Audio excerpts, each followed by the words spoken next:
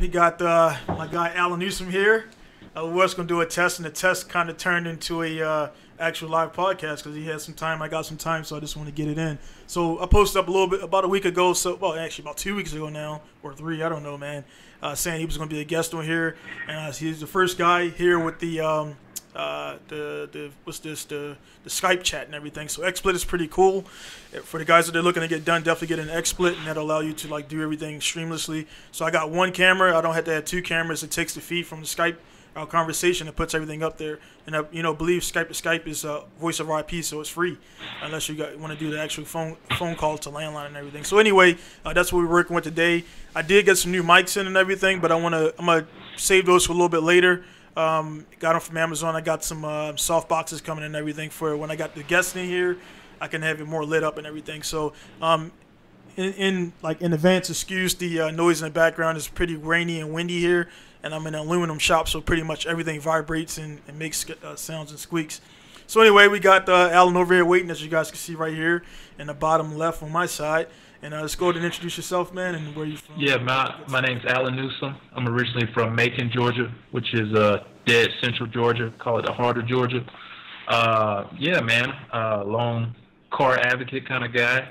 Got my hands in just about anything when it comes to cars, and gone for a couple years now, and met him in person back in 2017, and so here we are.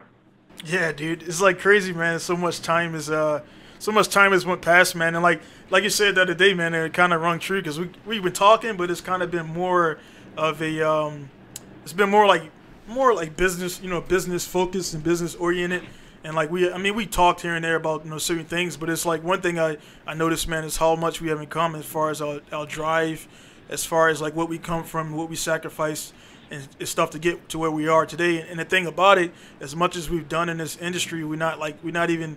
And my thing is like not even in final form, like people would say, man.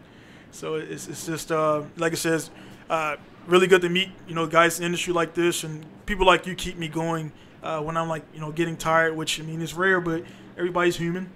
And when you do get tired, it's like, man, I know Alan's working, I know he's grinding, so I'm gonna get up and do what I gotta do, man. So yeah, man, likewise, man. I know, I just see you on the grind. You're always on top of something. Coming out with the latest and greatest bills. Whether it's something with the cappuccino, or it's a whole nother bill as far as getting your customers taken care of, man. So yeah, you definitely keep me on my toes as well.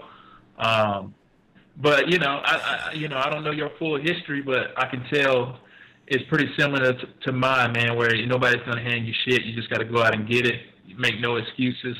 So yeah. I think we meet in the middle right there. Yeah, no doubt, man. And like I said, initially, my thing with the whole business is just making. I like to make every purchase count. I mean, in this industry, I was telling a lot of guys in the last video I made, it doesn't matter like what level you get to, how much you have in the bank, how many sponsors you got. You're still going to spend money. Like I mean, you could do F1 or NASCAR. Everybody got to pay for those tires. Everybody got to pay for whatever you got to pay for. It's not giving out.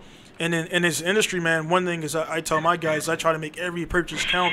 And, naturally having a buddy like yourself that's selling, you produce and put out safety gear, like why would I give my money away to another company that has no interest or no regard to my honest, my real progression and yourself when you got Bridgemoto and you have Touge Techniques there, definitely a no-brainer.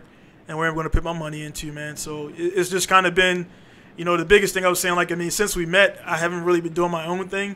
And those cars I've been turning out, I just kind of turned them out and sold them. So now that I'm going to be coming back this year, man, definitely you guys out there will see me with the Bridgemoto seats. You always seen the gloves in all my videos since 2017. And definitely one thing you guys see all the time is the Bridgemoto jumpers, man. So as far as your products, man, how did you get everything started there? I was working I wouldn't say a dead-end job. It was a decent job, but I had been away from the racing scene, the driving scene for a while, and I had talked to my girlfriend at that time, my wife now. I was like, man, I really just miss being around the car scene, driving and whatnot, all that stuff. But I'll be honest with you, when I got into cars and racing, I was doing it illegally, so I was like, man, I can't go back to that. At that point, I didn't have much to lose, but at this point, I did, So long story short, I was like, I want to do something. So initially, the business was started just to create racing shoes. And so our idea and our scope was just to make a cool racing shoe, cool designs, different colors like that. And basically, I had a guy hit me up and say, man, I need a suit and shoes and whatnot. I said, well, we don't do suits, but we're working on our prototype with the shoes, blah, blah, blah. And so he just asked me to come through with the suit if I could help him. So I made something happen with the guy that supplies me all the materials, you know, right off of the bat. And, you know, he was happy with the suit. Other people at that program event was like, man, I really like this suit. It's got his name on there. It's got logos on there. How do I get one? And I didn't even think we were going to have that type of interest. So, you know, I just played with it. I was like, yeah, we can work with it. We can make it happen. Just give me some time, da-da-da. Built those contacts and literally started off. We took care of probably 4 or 5, 6 drivers out of that Pro-Am event, and we just built the business going on. But we really just started with SFI shoes, man. And that initial investment, we invested $1,500 when we first started into materials and a prototype, and we got robbed on that first investment. And that's all the money we had, like no joke. That's the thing, man. Right there is like a lot of people. I just had a conversation with a guy, and I was telling him, man, like that initial when you get a company, man, and you want to get started, man, that initial jump is a risk because you don't know if they're gonna deliver or you don't know like how soon they're gonna deliver and stuff like that, man. So that's a risk out there for anybody looking to get into it, man. So so right off of the bat, red flag, right? We lose $1,500 over a period of 3 months, understanding that, oh, I'm gonna deliver next month, oh, I'm gonna deliver next week, oh, I'm gonna deliver, it's gonna ship the next day. Nothing ever came through. Basically, just bamboozled us. But we were green in the industry. We didn't understand what was going on. So, you know, we came to a point, a crossroads where we say, you know what, we're not gonna do this. We're not gonna try to start a business, or B, we're gonna learn from it and move forward and save up some more money to do it again with a legitimate person. But we said, you know, we knew that we messed up where we didn't verify our sources. So we went to SFI directly the second time around and said, hey, what people can we partner with that can supply these materials that have proven to be successful with your guys' testing housing? And then when we did it that way, boom, we were in the game. So don't give up. If you really love it, don't give up, man. Yeah. Yeah, man. That's like, again, man, I still got the I never put. I'm actually gonna do that because I just remembered it. Remember when you guys came here and I did we did like the talking about how you guys got started. I got that video footage still from, so I'm gonna cut that together, man. I still got it. I need to cut it together and put it out there because that was around the time when you guys came here to drive the MRS and stuff like that, man. So definitely put that out there, man. Like I said, I knew that much, man. It's just good for the people out there who don't know you guys' story and, you know, to see where you guys come from, man. I know there's a lot. I mean, there's so much more you can delve into on that, man. But like the biggest thing, you know, I tell people here, man, it's like when you see products here, I always buy them first, 100% up. And I tell the people I'm going through, I want the products 100% up. That way I can test it first, and then I push it to the customer. I don't want to push something to the customer that, you know what I mean? It's not proven. Or I'm just saying, like, you know, yeah, it's good to go because you're giving me 15 or 50% off or stuff like that, man. So in this industry, again, man, a lot of people assume that we get a lot of stuff for free or whatever because we're in the industry, and, you know, people know how it works roughly, but they don't know how it is inside, man. So going on that, man, like I said, I know you got, you know, again, the safety gear stuff is pretty on lock. Everything's going good. One thing I like with the safety gear, man, is you always got you don't like just put your stuff out. You're always like innovating. Like every year you got some new stuff coming out, new designs and stuff like that. So what was, like, for Touge Techniques, what was your I guess your not the purpose, motivation, I know the purpose behind it, but what was the inspiration behind starting Touge Techniques? So obviously the whole safety equipment wasn't to get in there and make money, obviously, because it's a tough industry, man. We are literally like the only mom and pop of the safety game. So it's a long road to success. But the whole point of the safety equipment is to be around racing, right? That's what I want to do. I want to, you know, have a legitimate source. Obviously, I can't do that if I don't have a car to race. So the Touge Techniques came about is that within where we were storing all our products, there was a little one bay area that I was working on cars, no lift, you know what I mean, jack stands, that type of atmosphere. But I knew that I wanted to market my abilities with cars as well without pushing it over to the Bridgemoto, because it would confuse our customer base. It's like, wait a minute, are they a shop or are they safety equipment? So So the Touge Techniques was inspired basically about showing kind of like an open door to what I enjoy as far as building a car. It's not only safety equipment. That's how I got started. Right, Roger that, man. So yeah, I mean, it's definitely a good thing, man, and also it parallels into, like, it's a smart move, man, because you're not. It's like that. You definitely got the safety gear on lock, and everybody's like, all right, we don't do the safety gear. You're like, go play bowling. It's like, no, I'm gonna race cars, man. So they see your cars, and then I'm pretty sure when people were coming there to buy stuff from you, they seen the cars there, and they were like, so who car is that and stuff like that. And it's kind of the same way here with the far as my shop, whereas the guys that come here and see all these cars, then they'll be like, oh, those are customer cars. I'm like, no, brother, those are my cars. And it's like, the customer car is on a lift, or maybe I got one outside queening, but never more than my thing, man, is I never stack customers because I just don't like the look, man. And also, it don't send out that message to the others, like, oh, he just stack cars, you don't get shit done. Like, nah, dude, I got one in the bay, one outside is coming in the next day, and that's how it is, man. So, but yeah, man, it's definitely a good move, man. I believe, it's definitely not a waste. And then you got, you got two different incomes coming in, where you got the safety gear. Where, I mean, for you, how does the safety gear, does it peak more in season or before season? Man, the thing about races, as you know, man, they are procrastinators. I love you guys, but you're some procrastinators for sure. Oh, yeah. So it's an in-season thing, man. March to end of October is our busy season. November through February is our survival season, I call it. So right now we're starting to crank back up, get everything rotation. But that's not an off season for me, because I already know you guys are going to need suits, helmets, gloves. So I'm starting to stock that stuff back in from selling down over the year, and also just working on new products. So like we just dropped our JGTC wheeled and suede. We only had that in a genuine leather. We dropped the shoes 2 months ago, and those have been great sellers. And we're working on some new designs, some new gloves. Yeah, man. So it's never a down season. It's a full season for me, but for our sales, it's a March through end of October type of thing.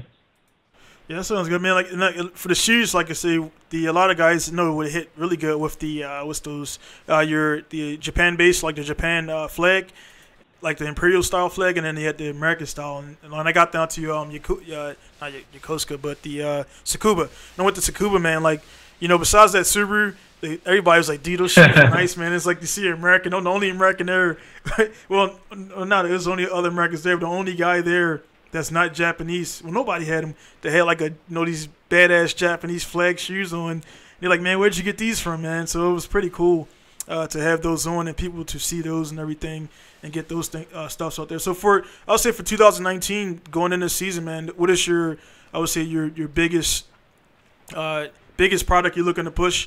And also, for that product, what was the purpose behind that product? Oh, that's a great question, man. I would probably say our biggest push is going to be the seats. We do a great job selling our seats, but we want to get more exposure. And I think the seats is the biggest emphasis, because you can't stand in the car. You know what I mean? You can have shoes on, gloves on, all that stuff, but at the end of the day, you're sitting in the car. And once you're sitting in the car, you think about everything else. Oh, where are my harnesses? Where are my gloves? Where are my shoes? Where's my steering wheel? So if we can get you into our seat, then we're going to take you for the ride on the rest of it. So, for your seats, do you offer like because that's one thing for me, definitely when I do mine, man. Is there like a general guideline as far as like people's, because everybody's built differently. Like I mean, us we're a little bit bigger. One thing is like speaking of seats, you need a seat, man, because that thing like tight, huh? Like that seat, man, is like, yeah, I got my cell phone in it, and my cell phone stopped me from sitting in the seat. Because it caught on my pocket and it just like held me up. So like that, he was like, yeah, gaijin dame, which pretty much mean gaijin can't sit here. So yeah, every time I get a car, man, it always has like a little baby seat in there. I'm like, dude, we can't fit in there. But yeah, so you definitely gotta get the seat over here or send it over here before you come. But you say for your seats, like, do you have like a like I guess a small, medium, large, or? So basically, we have 5 different seats. They're all named after Japanese tracks. But based out of those 5 seats, depending on the type of racing you do and the size, your size, we can cater it, for the driver. So, for example, our Sendai seat is great for a driver that's a 30 to 34 waist max. Versus that seat variant, if you were to go to the mine seat, is basically the same structure and design for the same type of racing, but it's good for a 36 to a 42 waist. So yeah, we have a standard and a XL kind of size for each seat. We just named them differently, and we change up the design a little bit too, because it's hard to take a small structured, sleek design that's made for a small guy and scale it up and it still look the same. So we got to kind of change it up a little bit. Yeah, that's the biggest thing too. I mean, you got the market here. I mean, they in Japan, it caters towards the Japanese because that's what they're here. They don't really make anything for Americans, and that kind of even goes into the car itself. Like, I mean, dude, I don't know how you with all the detachable steering wheel, the RX-7, I gotta like put the seat back and I gotta like slide into it because I can't just like get into the car, man. The 300CX. S2000, S13, they're not bad. The R32s somewhat, and the 33 is a little bit bigger. So, like, most of those cars are crazy. Then, like, guys are like, hey, you got a Cappuccino. But the Cappuccino is weird, man.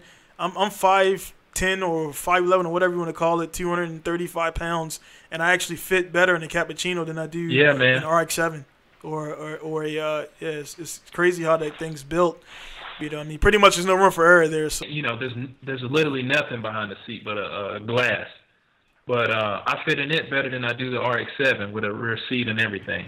So that is true. That's true. I got an SW20 right outside, and I drove his. And again, it got the little incline back there. He had a sub back there, so can't really put it back. But yeah, man, it's crazy how some cars are designed. But in a nutshell, overall, they're all still not really designed with the us in mind. You know what I mean? Like the bigger engine, even the engine bays, man. Like I see like the guy stick his hand in there and like was like, I can't put my hand back there, dude. Like it's gonna get stuck. Yeah, so it's like it's crazy the difference in the make it. Then also you take that in retrospect to in America. You go when I came back to Texas in 2000. I believe when I went to one of my 3 tours in Iraq. I came back to Texas in 2009, I believe, and 2010. Sorry about that. And I didn't drive in the States in almost 3 years. So when I came back, dude, I didn't realize how big. Like, dude, there's Escalades and Suburbans and shit everywhere, dude. And I'm like, dude, I just come from Japan where there's like little K cars with yellow plates and all that stuff. And I had to sit. I was at Hertz rental. And so I was at a Hertz rental, and I watched traffic 10 whole minutes, dude, before I can go out there and engage, because it was just totally different, and then they're going the other way, and I'm like, dude, yeah, man. So it was pretty crazy over there, man. So like, and I mean, speaking on that, man, what's your we talked a little bit about your trip to Japan and everything. In the spring of 2020, so next year, spring, I'm thinking the spring would be a little better because we came fall last time, and. Yeah, because that's kind of like an open season. There's a lot of test. I'm sure there's going to be a lot more test days in the spring than there would be in the fall, right? Yeah, it's more days, and then also like when you go up this end, we got ASP, which is pretty much unless there's an event going on, it's open session MSP. Of course, it beats you. Pretty much when we get here, you get the car. We can. I don't know if you guys plan on coming up here and then going down, or coming down there and transporting up. Either way, I can load up the Evo and we can go down and everything. So we can pretty much hit up. We can start up here, and depending on the time and everything, the cool thing while the women doing women stuff, we can do man stuff. And but the thing about it for both of us is both of our wives are in the car. So that's it. They're gonna be like, man, you going to drive? You know what I mean? So yeah. So yeah, but that maternal instinct kicks in, man, and like I got a bunch of other female drivers that are really good and they just hit that switch, man. When they have a kid, it's like whatever, they don't care about it, man. So I talked to Emily at Power Vehicles and Sumika Kubakawa, well Sugai now she was formerly a Team Orange. She got 2 kids now, man. It's like she's one of the best drifters in the world, female wise. And she's like, yeah, whatever. I'll get back to it when I can, man. So at any rate, man, definitely will organize that stuff and make the trip worthwhile. The cool thing is, like, I mean, you have a car of your own that's here set up and everything, and then we could do all that stuff, get everything pre-set up. I know, like I said, I know the biggest thing you want to do is get that seat in there, man, because I can't fit it. I know you can't fit it in, man. So, and also 2020, the spring, the Olympics are 2022. So that's going to be that's the better time because summer is going to be going to be traffic everywhere, man. Especially in the the Tokyo Olympics. So and I don't like going there anyway on a regular day. So the Olympics, man, it's going to take a long time to get anywhere. So we'll be hitting the back roads up when we go down that way to get where we got to get because those it's going to be packed, man, no doubt. But yeah, man. So for the Evo 4, what's your plans for this one other than what we talked about as far as the electrical stuff? Man, for us the Evo, man, I really want to clean it up aesthetically. It's got some big ass stickers on it right now, but that's an easy fix, right? So it's pretty mechanically sound, man. It's got the coilovers on there, I noticed, and other than that, man, I really want to just put some nice, really good sticky tires, a nice set of wheels on there, as well as upgrade the brakes and as far as the pads and whatnot. It's got the upgraded Brembos already, so it's more so. So it's more so aesthetically, some good tires and wheels. It's more the performance. Everything else is aesthetically clean it up, and then just make it a really reliable track car, man. So I'm bringing up a picture of it right now and just testing out this thing right here. So yeah, we got the I can see it. Can you see that? So you got the Evo 4 right there. So yeah, man, it's pretty. I mean, I passed it. The thing about this thing is I passed this car like a few times, like not a few times, a bunch of times, man. I passed it up driving every day towards it, man. And I figure I don't even ask anymore because they'll say like, yeah, man, we're gonna build it or whatever. And I mean, now that I have the shop, I'm kind of that same guy. I'm like, hey, man, I'm gonna get to it, but I am gonna get to my cars, man. It's kind of like the business stuff, and I put those to the side, and eventually I'll get back to them, man. And it's like right now, it's kind of bad, but I got the Cappuccino, I got the S2000 I just got back, which I'm going to re-turbo because Ramon took the turbo off, and I got the S14 sitting outside. So I got about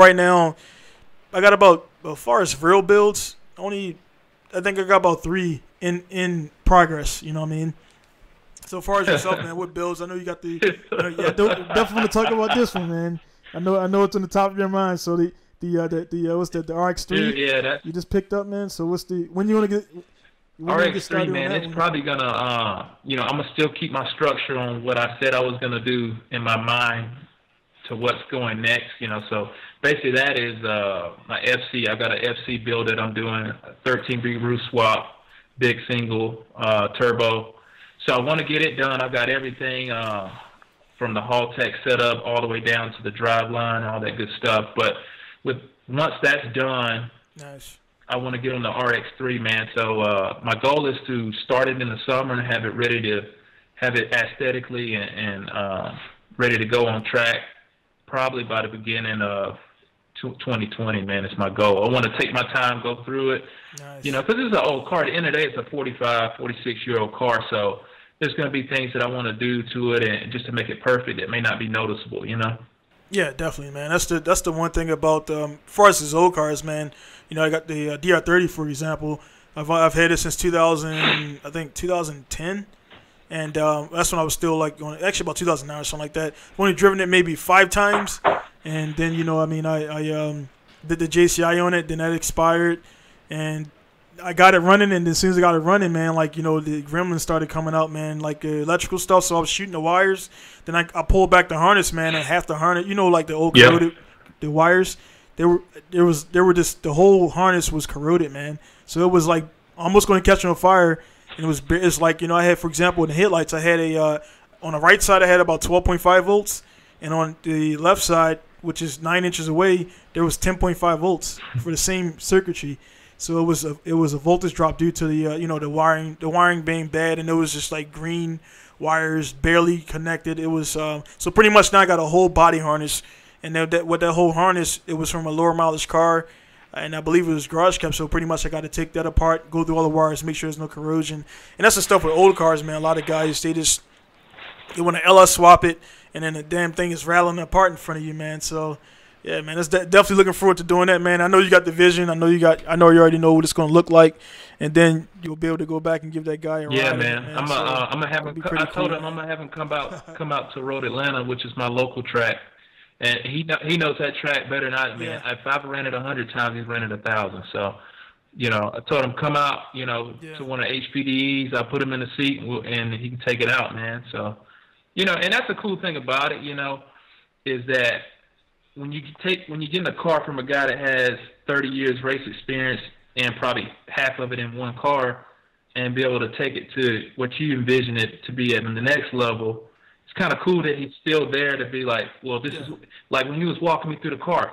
It's like, hey, this switch, I set it up on this, and I put 2 fuel pumps, one on the left side, one on the right, because of the slosh, and Just it's kind of cool to get the feedback on how he did it, So that's dope. I was like, it's just an upper leg on how I'm gonna go about it, That's actually, man. Actually, is most guys go with the surge tank, but putting one on the left and right. I guess that's back in the day. You say if he was racing it back then, I don't know if fuel cells were probably legal or they weren't available, or I mean, shit, you can get a fuel cell now for about $200, and that's like a NHT, what is Naira rated or whatever FIA rated, man. You can get one of those with the foam and stuff in there. So back then they probably didn't have those available. So that was pretty cool, man. Left and right. It's like I'm gonna pick a fuel out of the way. Right. Pick one in the middle too, man. So, but that's pretty dope, man. So yeah, man. Definitely, what I mean. When I come there, man, I definitely look forward to, definitely look forward to meeting him and chopping it up there, and definitely we're gonna do that thing with the. I'll talk to you offline a little bit about this. What I got going on right now, not for online, but yeah, just acquired another car. And once things mature, I don't like to put it out there until everything's matures and I got it, in lock. But right now, like we just talked about before, man, the little barter thing. I don't barter with my prices, but I do barter with if somebody got something I want, I got something they want, we can definitely swap it out. But far as as far as my labor, not right now. I can't really be bartering for my labor stuff, you know what I mean? So, what we got set up with our thing, man, is a different thing right there. So it works out for us. But as far as the customers, they got to, it's this boundaries. We're business partners, so a little bit different for us, man. But yeah, man. So far as the rest of this week, man, what do you got going on at the shop and stuff like that? So I'm finishing up the VG30 ET build, getting that back to him. Speaking of barter, that was one when I actually did barter because he's painting my 8.6 right now. So he actually it works. If I didn't know the dude, I wouldn't do it. But I knew him, and I've seen. He's painted 2 other 8.6 that a buddy of mine owns, so I saw the exact car, just a different color. I know he's capable, so I said, man, that's a green light. He just it's the energy when you're around certain people. Like, man, I don't know if I want to barter with this guy, but it was the right vibe with him. Yeah. So he's done every. I mean, he called me over and said, man, I sprayed the under the hood. Just put your eye on it. Tell me if you like it. Be honest with me. He walked me through the whole thing. Make sure, that I like it before he sprayed the whole car. So he's doing it right, and I'm doing him right. So it's working out. So I'm finishing that up, and then I've got a buddy of mine in Florida. He's got a FD. You probably saw the red one that's sitting in front of my shop. So I'm doing a rebuild for him and getting it out. Obviously, he's my buddy, but he's a customer too. There's no free rides around here, so.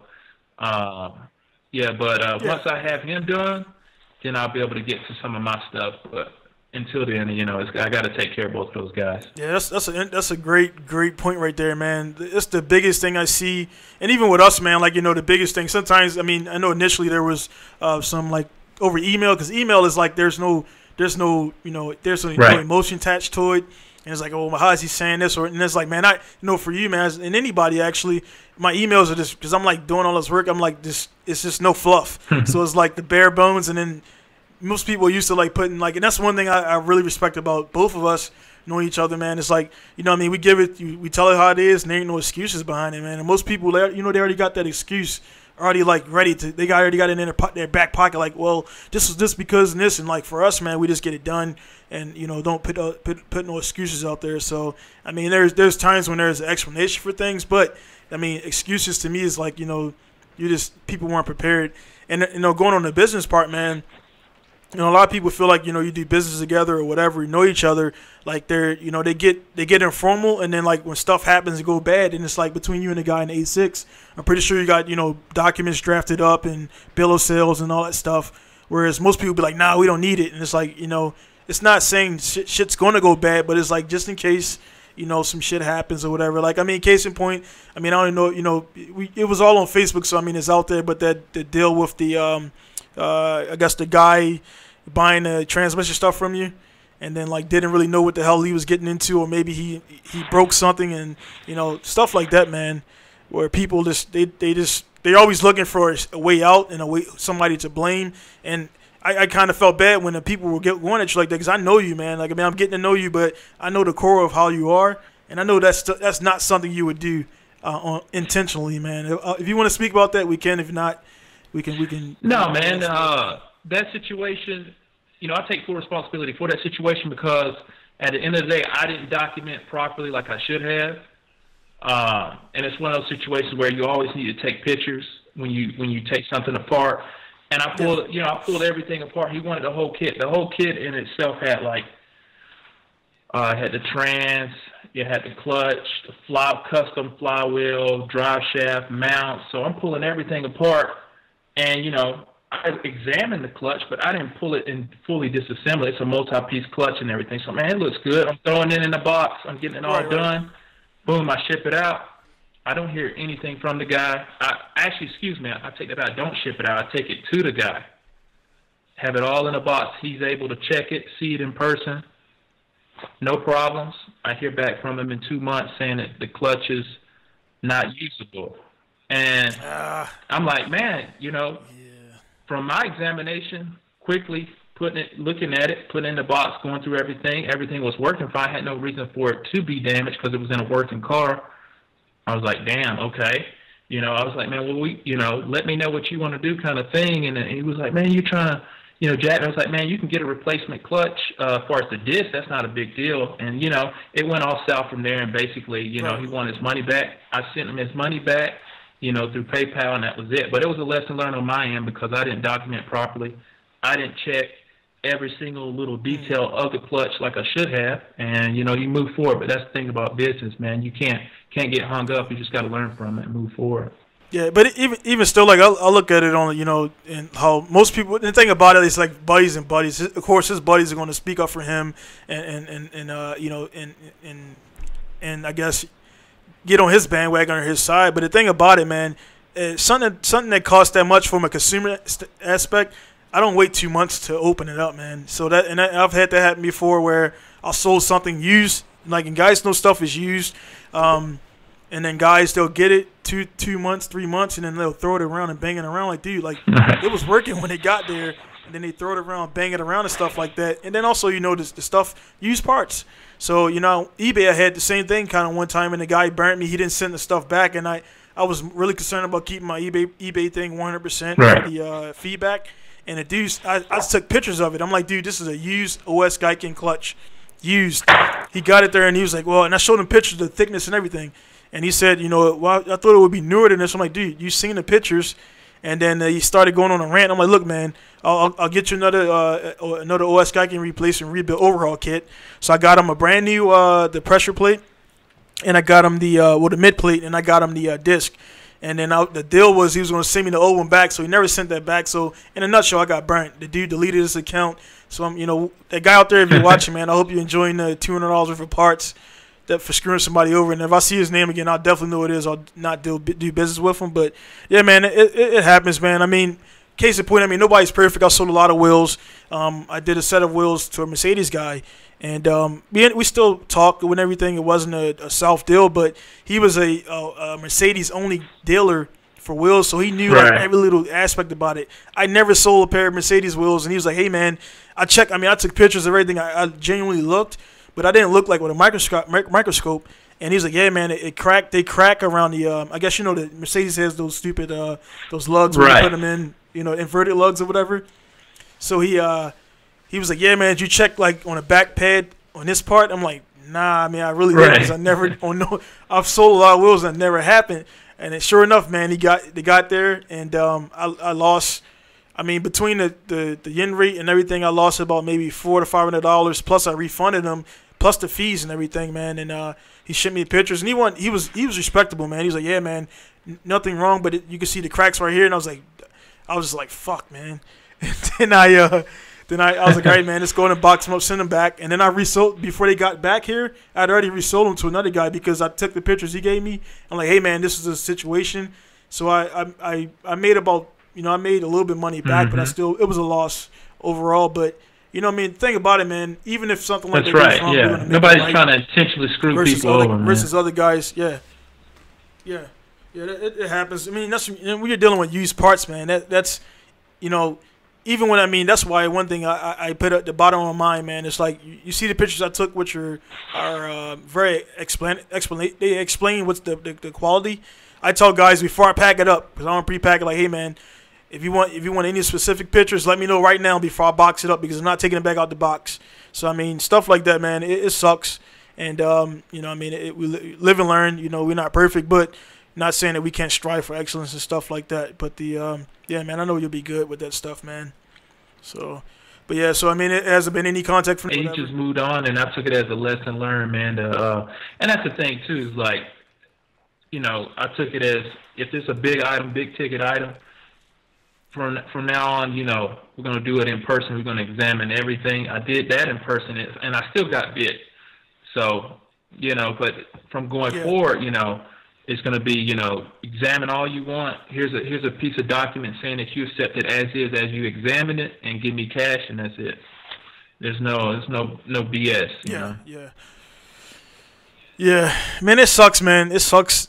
Today in this age, we have to be like that because we got the internet out there, man, and it's like you can work for years. Like, I mean, again, I've been doing this 21 years now, and it could be one person. I mean, well, in retrospect, I've got so many satisfied people and people I've sold stuff to over the years. Zilvia, 240 Club, Nico Club, all those places where if anybody tried to tarnish my name, and I'm pretty sure you got the same amount of people as well, and myself included, that you can, like, hey, man, I need people to vouch for me that I'm a good seller. So if it went to that point, it wouldn't have got much far, because like I guess he didn't know who he was dealing with fully. And, some guys out there, man, they don't know who they're dealing with fully. And it's like, you're not going to be like, oh, you know who I am? Like, that's kind of lame to say to people. I've said it to a couple people before, and you just like, I look like a dumbass. But it's like, I got enough customers out there satisfied, they'll be like, dude, I spent $4K with this guy, and everything he did, what I loved. And you know what I mean? So it is what it is. But it's just, with the internet now is good because we can get stuff out there, our products, but it's bad as well because people, they can just ruin your name overnight, man, and make it one-sided, block you and stuff like that, man. So as far as, kind of leaning on that, man, for your business, social media and everything, man, how do you feel? Is it impacting your business at all? Does it help? Or yeah, man. Yeah, social media. Definitely, man. We're pretty much 99% social media based as far as our marketing. And how we, drop our products, how we promote. And it's been nothing but positive, just, based on feedback and getting, sales and things of that nature. It's definitely our go-to as far as Facebook, Instagram. We do also, a little bit of magazine marketing here and there, but, it's pretty much solely based on social media. So definitely success with it. Yeah, man, that's dope, man. Speaking of that, I think, I still remember, man. Like you did you contact me first, or I contact you? I can't remember, man. How we initially met. I think you sent me an email or something like that, and it was like, yeah, man. I think that was you had just opened the shop, and I think I hit you up, and I was like, man, that's really cool, congratulations, kind of thing. And I was telling you that I wanted to come to Japan, and that I was coming, and I'm sure you hear that all the time, but.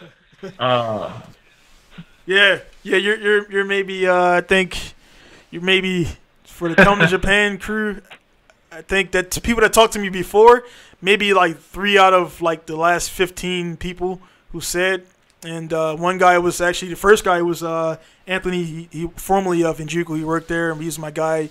And he came over here with his girlfriend. I think you guys were the second. And then a few other people they didn't come to Japan specifically to see me.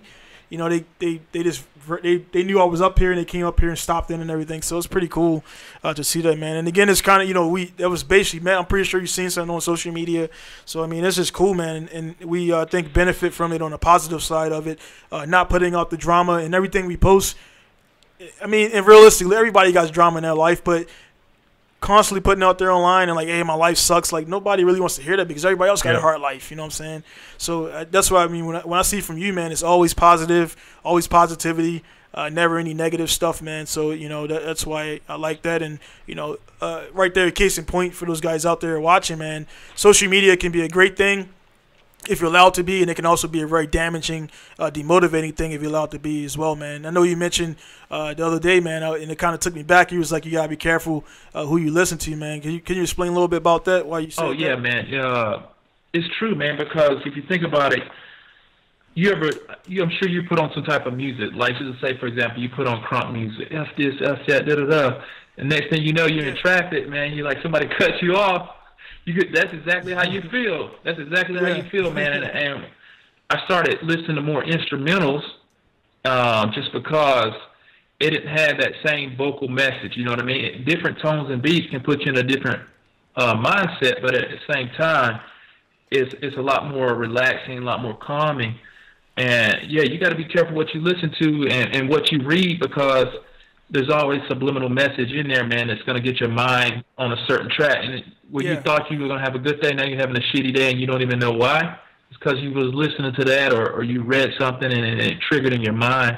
It may have brought up a bad memory, or it might have just make you paranoid or, you know, self-conscious. But at the same time, man, it's all of how you feed. You feed your body, right? And however you feed your mouth is how your body reacts. Same thing with your mind. How you feed your mind is how your mind reacts. So no doubt, man. That's actually, like, while you're mid-talking, man, it kind of brought the image of, remember Rachel posted up a video of you, you were like outside in the rain with a garden hose or something like that, and you're screaming some chant or something like that, man. No, that's good, man. That was at my old shop. So basically what I was doing, I got a good friend named Harry, man, older cat. He gave me some aluminum tables that basically like cooking tables. They're commercial style, and he gave me a rack, a cooking rack that's commercial size. So I use them for parts, right, and working on my stuff because it's free. Yeah. And so I was basically degreasing them with a pressure washer, but it's raining as I'm pressure washing. And then I was like, you know what? It's me against the rain right now. And I was like, come on, man, bring it. You know. So I was just kind of messing around, but you know, it's just having fun, man. You just gotta have fun in everything. Yeah, and dude, it's all in the mindset, man. Like, it's, you know, it's I know people, you're not supposed to brag about like how much sleep you don't get because it's not healthy and stuff like that. I'm kind of making a conscious effort to get at least 6 hours of sleep. I mean, it's, you know, it's kind of difficult, but definitely getting more of that. But you know, like sometimes I come in the shop, man, during the winter. You guys came here in the winter, so you felt how cold it was, right? So that was actually, it was just getting, it wasn't even really in the thick of it yet. So I mean, dude, you come here, man, everything is freezing, everything is brittle, everything is cold, and you know, sometimes I come here at 4 a.m, dude, and I'll just like, this I don't know what it is, man, and I think I pull it from sports. It's just like you just let out this roar, man. You just scream, and you just like, it's like let's get it started, man. And it's like, one time I was doing it, and somebody was coming to check the meter, and she looked inside like, do I need to call the cops? And like, nah. But yeah, man, it's like that self-motivation, and like I'll say to myself, man, I got this, or let's do this, or whatever. Like last night, you know, case in point, I don't know what I ate or whatever, man, but like around 3 in the morning, dude, we had ate. You know, I already been asleep for 4 or 5 hours. Well, actually about 6 hours since we ate. The last time I ate something, and man, I woke up, man, my stomach felt full, felt like I was going to, like, you know, throw up and everything, man. And I just went on the couch. I walked to the couch, start doing the cold sweats, man, and I'm like, dude, I got stuff to do tomorrow, man. So I'm like, I'm like, come on, man, come on. And like that mental toughness, like I pretty much made, if I was a weak-minded person, like, oh, I'm getting sick, I'm coming down with the, you know, black lung. Yeah, that should have really happened, man. and then if you think it, but if you're like, nah, man, I ain't got time to be sick. You know what I mean? If you're strong enough, you be like, yeah, the sickness will just go away. Because even when I do get sick, I don't know how it is for you, man. If I get sick, like I'll be sick as hell for like 2 or 3 days, and then fourth day you like never look like I was sick, man. So like that's true what you said. What you listen to, what you take into is fuel for like future events, and you know what you've been through, man, to help you get through things, man. So definitely. Yeah, true, my man. wife, she's got a little going joke about how I don't get sick, man. She's always envious of it because, you know, I don't get sick, don't get colds and all that stuff. You know, I don't feel like, you know, I mean, I'm definitely not invincible, but at the same time, it's a combination of mindset and willpower, you know. So it definitely plays a part. So what's your diet? What do you generally eat? I mean, you're not. No, I'm definitely not vegan or I'm not vegan or vegetarian or nothing like that. But my wife, she's a pretty healthy person, so we do eat a lot of vegetables. We try to stay away from a lot of starches and you know, high carbohydrate kind of meals and whatnot, and just try to mix in, you know, non-farm raised stuff. So like wild caught fish, you know, oysters, that kind of stuff that are non-farm raised. You know, a lot of seafood and things of that nature. I think it helps build your immune system, you know, because it has the healthy fats, but also the good proteins that you need.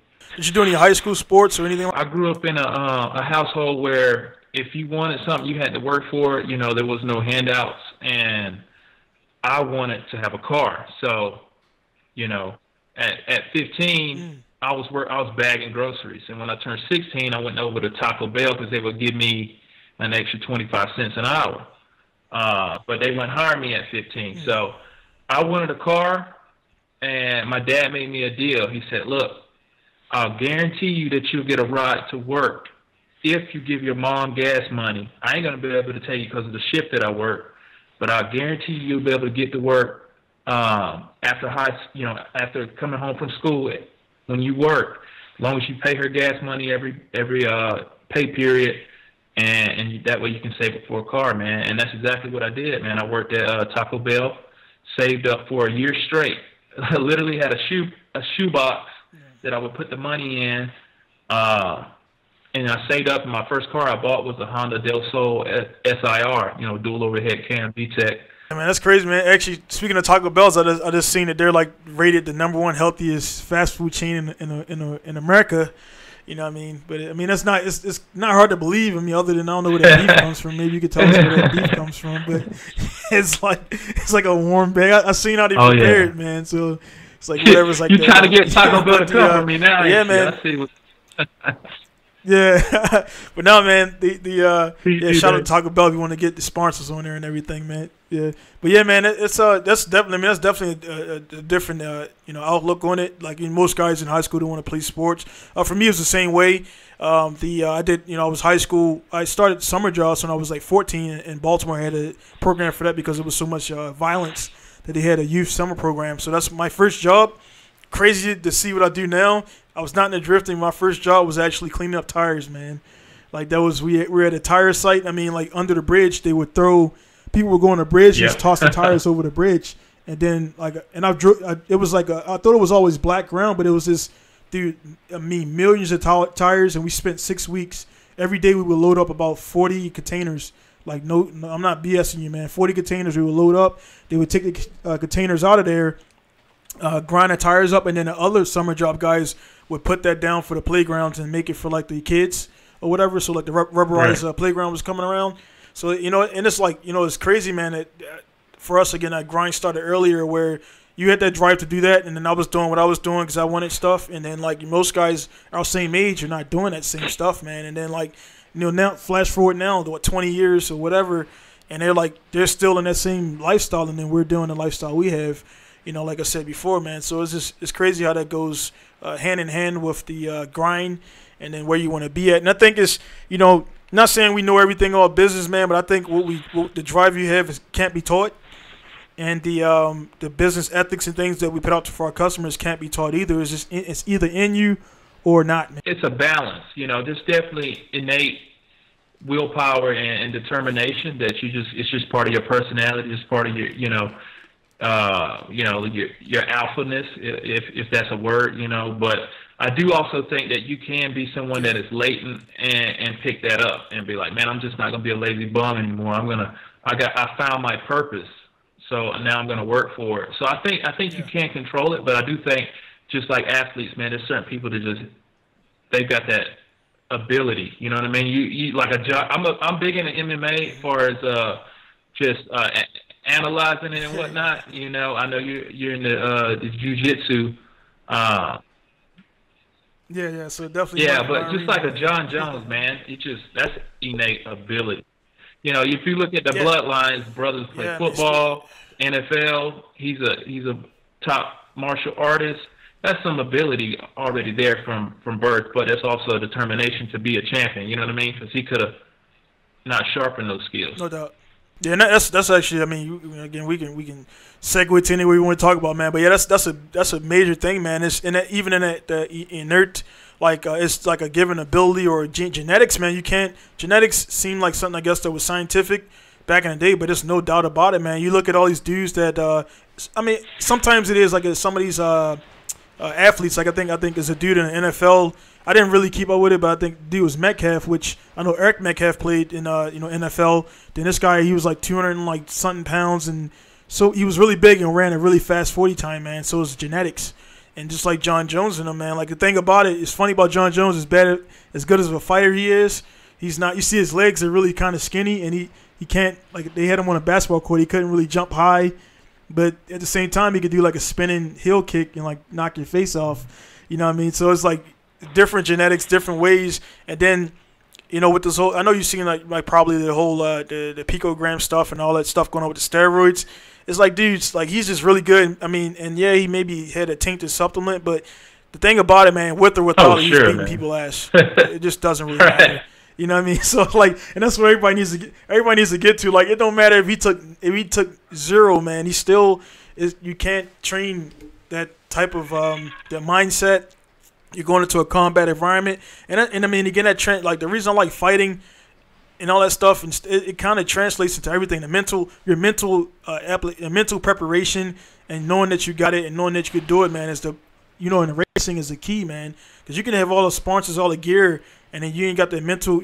Maybe you get into top 4 against Daigo or Ryan Turek or all those guys, and you're like, I can't do it. You can't. If you say you can't do it mentally, you already lost before they say go, man. You know what I'm saying?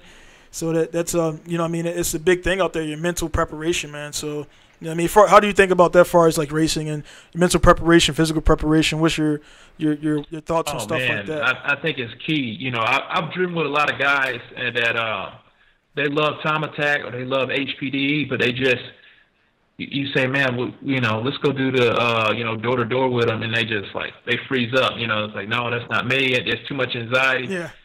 But for me, I have a competitive nature, so in my mind, I visualize what I'm going to do before I do it. When I'm thinking about what track I'm going to drive tomorrow, I'm laying in the bed, I literally close my eyes and I visualize going through each turn, and I visualize, the worst and best case scenario in each turn, or there's somebody on my inside, or I'm wide open here. What have I what do I need to work on that track, and what do I have down good? And I think it's definitely a mental drive and a perception that you got to have going into it to be competitive, but it definitely helps me visualize before I attack. Yeah, that's a big thing, man. Like I said, man, again, we talk so much. It's so much trying to recall all the conversations we had, man. And it just mindset is the biggest thing. As you know, I went to Tsukuba for the first time back in man. So that was like to go to Tsukuba for the first time in the car. I never drove on that track of that level, and again, not to gloat, not to brag, man, but still, I built that car in 8 days. I spent roughly maybe at the max, I think maybe $1,200 max for everything I did to it, and I was able, out of 75 cars or whatever, I was able to come like 53rd best, which most people are like, all right, well, you still 53rd place. I'm like, dude, but we got GTRs, we got Hachiro, we got BRZs, we got all these new cars that cost way more than $1,200. And then, the thing about it, the guys probably were good drivers, but the thing, you know, I drove there on a trailer, so yeah, I have the edge where I don't have to drive home, so I can go like balls deep, which I wasn't going up the track and everything. But again, it's mental preparation. If those guys showed up and they seen all those other cars there, my thing is like, I know the only reason I went faster than the top guy because obviously the car wasn't at that level. I mean, you know, there's driver ability, and even Tsuchiya-san ain't gonna take that Subaru truck out there and drive with the top car, which is like 59 seconds. So there, of course, there's driver ability, and then there's machine ability.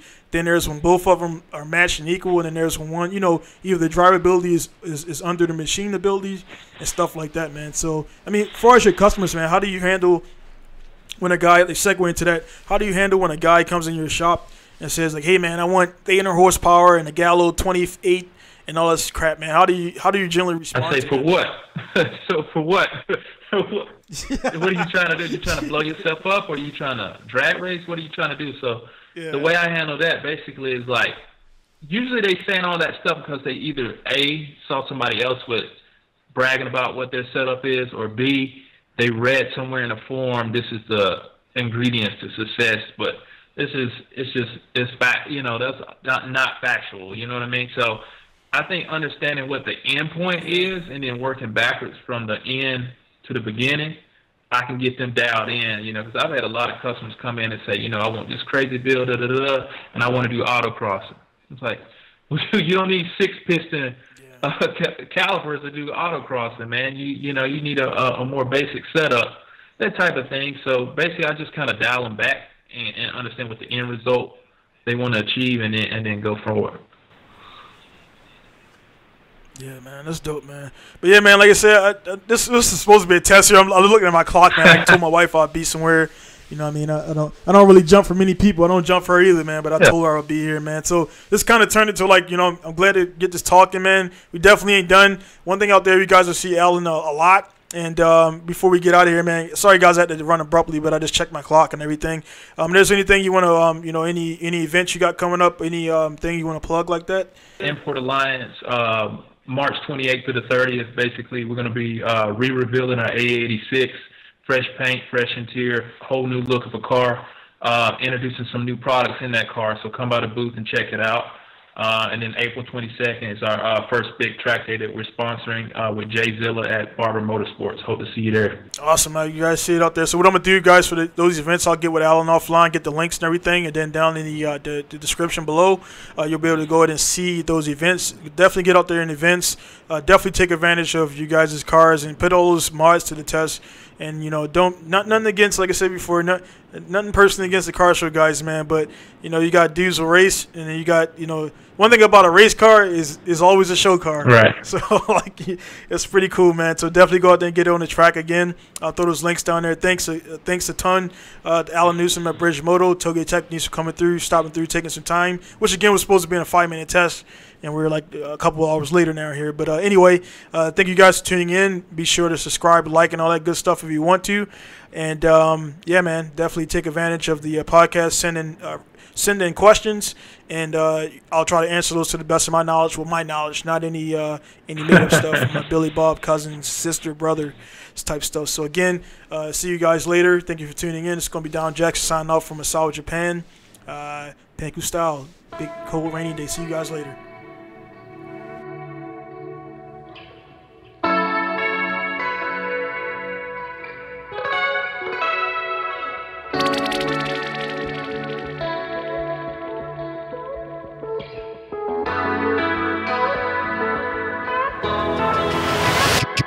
Myrone.